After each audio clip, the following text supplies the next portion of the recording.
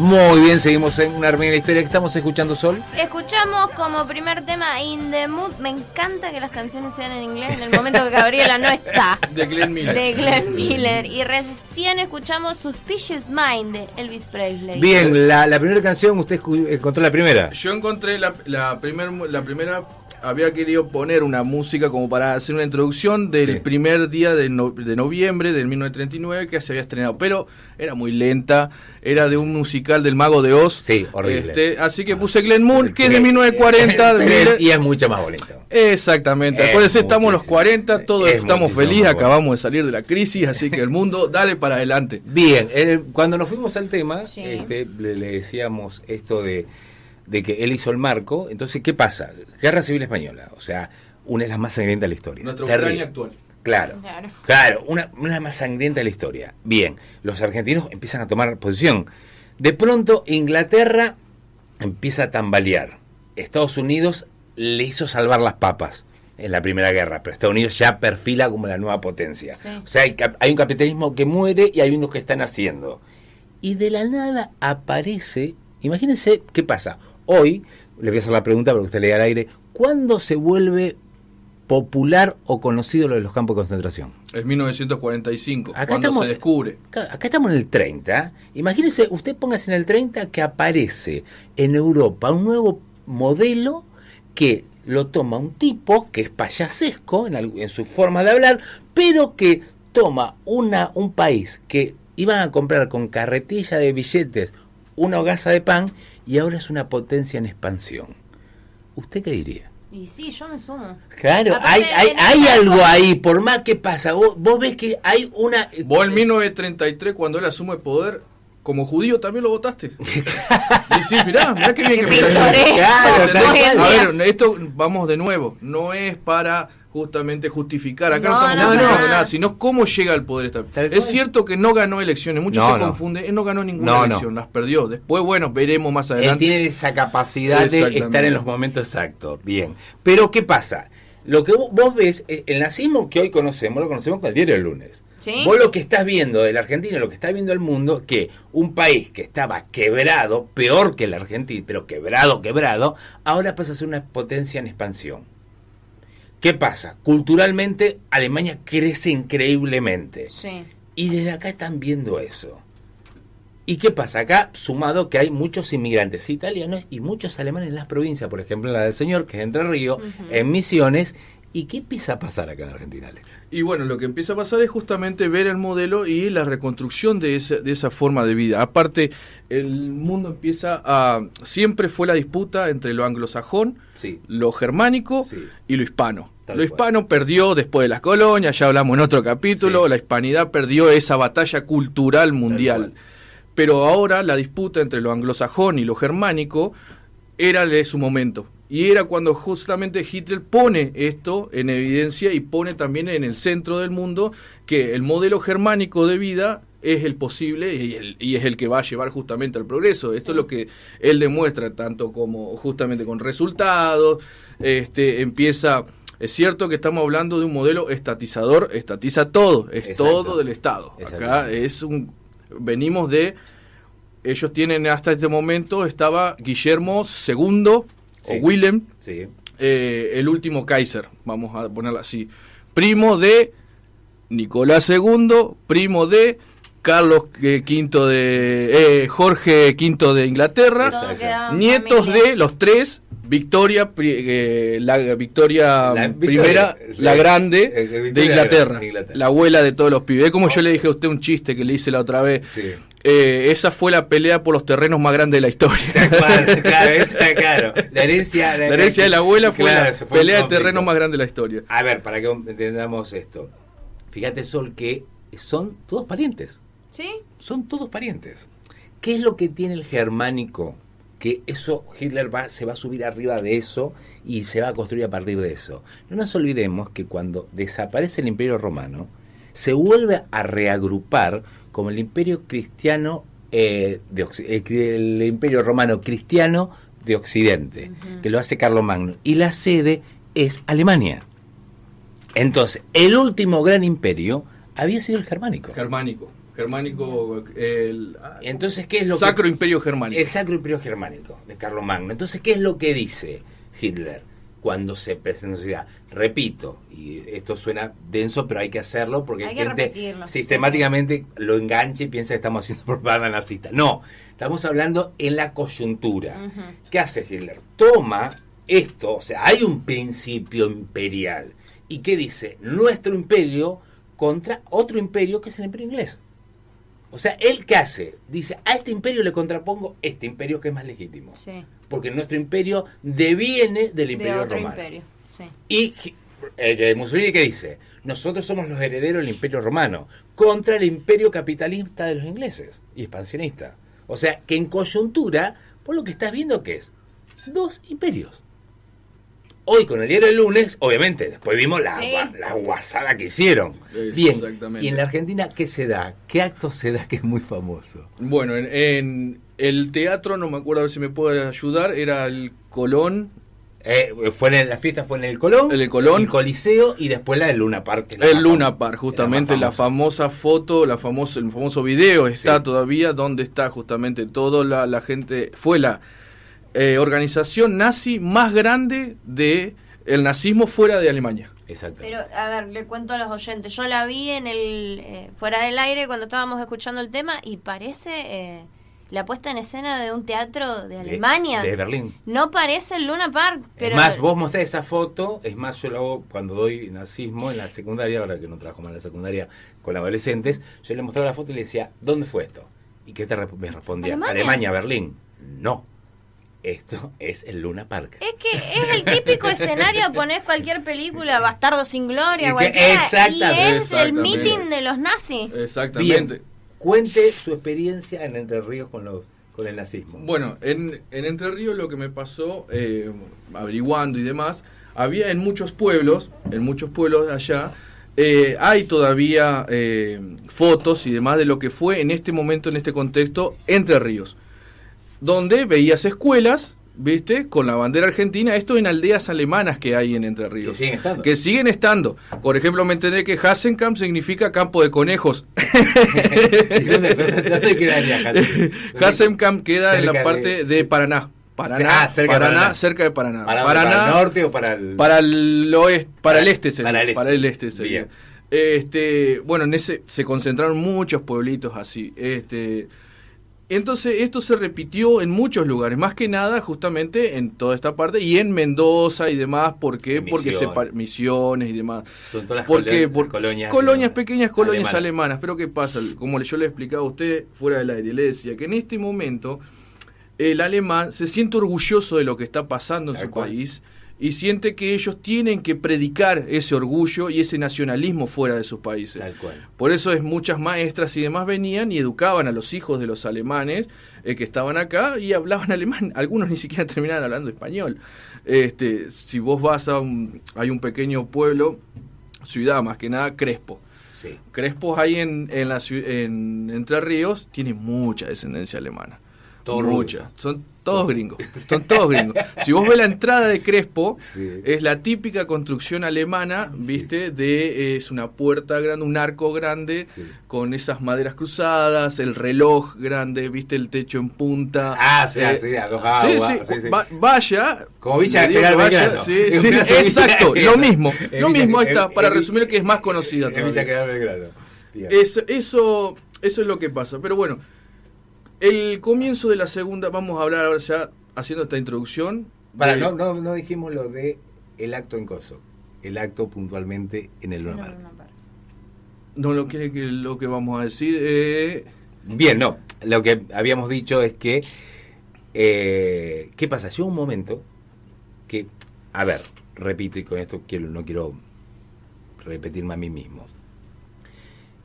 Los campos de concentración se va a saber en el 45. Sí, a lo último. Bien, así había abuso de parte de Alemania, ya sí, pero también había abuso de parte de Inglaterra. Sí. Inglaterra, sus colonias, o sea, mataba prácticamente a Australia, la vacía nativos. Le pagaba gente y le pagaban por orejas. O sea, hacían atrocidades los ingleses. O sea que el abuso alemán no distaba mucho del abuso inglés para su pero colonia. Estaba escondido, ese fue Claro, el tema. entonces, ¿qué pasa? En esa coyuntura no era algo extraño tomar posición por Alemania. Después nos enteramos de lo que pasó y obviamente, en esa coyuntura, ¿qué pasa? Empieza todo con la Guerra Civil Española. A ver a quién se posicionaba. Cuando aparece Alemania, esto toma más vuelo. ¿Y qué pasa? Todas las comunidades alemanas empiezan a tener apoyo y a generar círculos de lectura y de charlas en favor de el nazismo, de la Alemania imperial, y termina con un acto multitudinario en el Luna Park, que sea uno en el Colón, sea uno en el Teatro Coliseo. ¿Y qué pasaba? Eso se empieza a generar, ¿por qué? Porque de Hitler ganar la guerra, o sea, si Alemania se impone, Argentina, esta gente la plantea como unas posibles, pero no base, sino como unos posibles socios económicos. Por eso llega todo ese Y tema militar. acá. ¿Qué? Y militar. Claro, o sea... La idea también era tomar las Malvinas en ese momento. Claro, o sea, tener este Tenían apoyo, quitarle las Malvinas a los ingleses y que pasa en nuestras manos, Exactamente. eso es lo que está pasando. Bien, y entonces... Entonces, como como dijo el profesor, en 1939 la guerra civil va a marcar qué bandos vas a tomar. ¿De qué lado de la mecha te encontrás? Como diría la canción. Claro, no hay forma de no tomar posición. Exactamente. El mundo está explotado por todos lados, pero bueno, siempre viste la propaganda occidental, es lo que pasa en Occidente y lo que va a marcar en este momento la historia. Es más, Hitler, los medios que empiezan a armar un bueno y un malo. El bueno es Inglaterra, el malo ¿quién es? El malo sí. Es Alemania. Como hablamos con los dibujitos, ¿viste? Lo del Eso pato ha sido impactante. Bueno, Walt Disney, ¿viste? Como... vamos a uno más referente. Henry Ford. Sí. Henry Ford, o sea, todos sabemos quién es Henry Ford, el creador de Ford. Y del Fordismo. Y el Fordismo. La forma de producir. Él fue el único extranjero y estadounidense que recibió la Cruz de Hierro por parte de Hitler. Así imagínate, como lo dice el profesor, o sea, el mundo se está poniendo en la posición en ese parámetro, ¿viste? De qué lado te vas a poner, y obviamente Ford tenía que competir con la industria inglesa, qué mejor que Alemania. Obviamente. Pero vamos a hablar ahora un segundo del tema militar. Más allá de lo que está pasando, Hitler, ya mucho antes, ya en el 37, 38, empieza a tomar territorios. En esto cae Checoslovaquia, parte de Austria. Entonces, pero ¿qué pasa? Las potencias en ese momento, Francia, Inglaterra, Estados Unidos y demás, dan concesiones. Yo, como le dije a Sol, le comentaba en un audio, en ese momento está de primer ministro, ¿quién? No es Churchill, el que vamos a conocer después como el héroe y demás, qué sé yo, de esta guerra, sino Chamberlain. Chamberlain, para los que no sepan, hay una película en Netflix. En la película para mí le dan demasiado crédito, pero para mí fue un inepto. ¿Qué tienen eso? Le dan como que en su derrota hay algo de gloria, ¿viste? Cuando o sea, los norteamericanos y los ingleses hacen películas, por ejemplo, la película de Napoleón de John Phoenix. Está hecha por los ingleses, entonces lo hacen ver como un pelotudo Napoleón, o sea, eso es eso.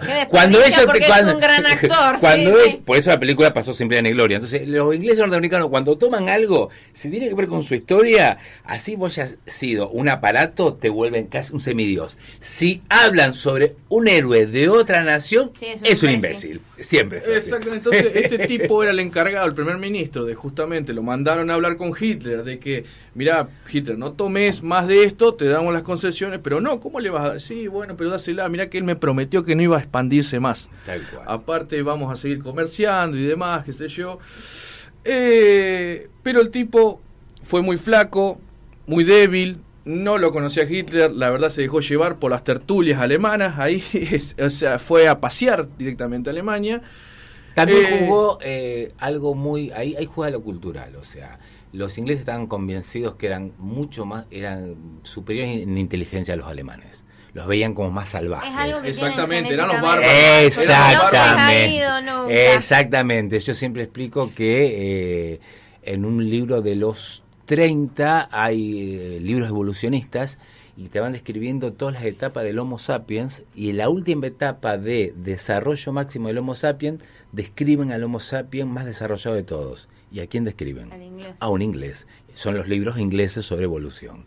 Entonces, bueno, ellos están convencidos de eso. Entonces Chamberlain fue a hablar con un salvaje, que era Hitler. Claro, no sabía que este salvaje era se podía violar un ñando al trote. Sí, no, sí. no, aparte de Chamberlain, mira el quilombo que tenía que conformar a Hitler, conformar justamente al rey, y tenía que conformar a Stalin también, que había asumido el poder y demás, y tenía ganas de expansión. Otra guerra fundamental, no estábamos olvidando, la guerra de invierno de 1939 contra Finlandia. Acuérdense que la pierde Rusia. Tal cual. Pierde Rusia, esa guerra increíble. Entonces, Stalin acusa de que los ingleses ayudaron a los finlandeses. Exactamente, bueno, entonces las cosas están malas. Podrido todo.